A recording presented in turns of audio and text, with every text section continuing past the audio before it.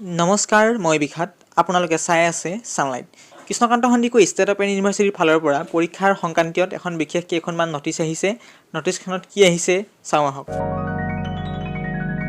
আপোনালোকে চাই আছে ছানলাইট KKHSOU। প্ৰথমে ডিগ্ৰী থাৰ্ড ছামৰ ওপৰত এখন নটিচ আহিছে। ইয়াত কোৱা হৈছে ৰেগুলাৰ আৰু ব্ৰেকসকলৰ বাবে ইয়াত কোৱা হৈছে ষ্টুডেণ্টসকলে এক্সামৰ বাবে কৰিব লাগিব এপ্লাই। আৰু লগতে ইয়াত বিশেষকৈ এটা কথা উল্লেখ কৰিছে কি যিসকল ষ্টুডেণ্টৰ ব্ৰেক আছে তেওঁলোকে ছাবজেক্ট ৱাইজ পে' কৰিব লাগিব অনলাইন মাধ্যমেৰে ফিজ। তেওঁলোকৰ বাবে এটা বিশেষ ঘোষণা কোৱা হৈছে কি ইয়াত এক্সামৰ ফিজ পে' কৰা শেষ তাৰিখ হৈছে 31/12/2020 তাৰিখ। যদি তেওঁলোকে 7/1/2021 তাৰিখলৈকে কৰিব বিচাৰে তেতিয়াহ'লে তেওঁলোকৰ লগত ফাইন সহকাৰে এক্সামৰ বাবে ফিজ পে' কৰিব লাগিব।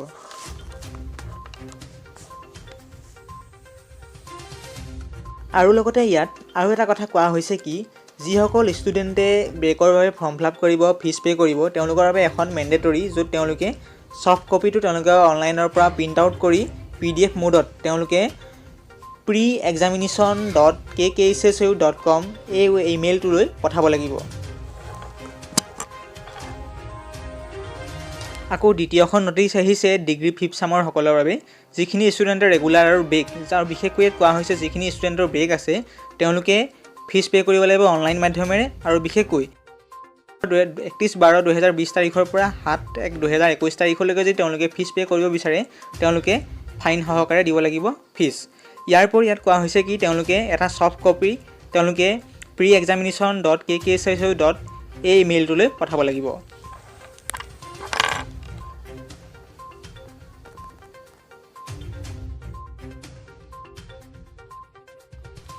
এইখিনিতে এটা কথা জনাই থওঁ যে যিখিনি ষ্টুডেণ্টে ৰেগুলাৰ হয় বা নিউ ষ্টুডেণ্ট হয় তেওঁলোকে কোনো ধৰণৰ ফিজ পে' কৰিব নালাগে এক্সামৰ বাবে। ইয়াৰ উপৰিও বিশেষকৈ যিখিনি ষ্টুডেণ্টে ব্ৰেক আছে বা যিকোনো ছাবজেক্টত তেওঁলোকে যদি ব্ৰেক পেপাৰটো দিব বিচাৰে তেতিয়াহ'লে তেওঁলোকে ফিজ পে' কৰিব লাগিব।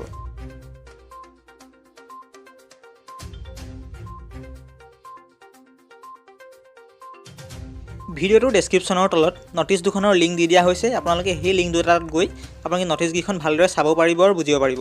ইয়াৰ উপৰিও কেনেকৈ ব্ৰেক এক্সামৰ বাবে ফিজ পে' কৰিব লাগে যদি আপোনালোকে বিচাৰে তেতিয়াহ'লে মই আপোনাক ভিডিঅ' সহকাৰে দেখুৱাম। অনুগ্ৰহ কৰি আপোনালোকে ভিডিঅ'টোৰ তলত কমেণ্ট কৰিব। মই নিশ্চয় ভিডিঅ'টোৰ পৰা যদি অকণমান হ'লেও উপকৃত হৈছে বুলি ভাবিছে নিশ্চয় ভিডিঅ'টো লাইক কৰিব আৰু লগতে এনেকুৱা ধৰণৰ ইনফৰ্মেশ্যন পাই থাকিবলৈ নিশ্চয় চেনেলটো ছাবস্ক্ৰাইব নকৰাকৈ নাথাকিব কিয়নো মই কৃষ্ণকান্ত সন্দিকৈ ষ্টেট অপেন ইউনিভাৰ্চিটিৰ ওপৰত সকলো আপডেট খবৰ দি থাকোঁ।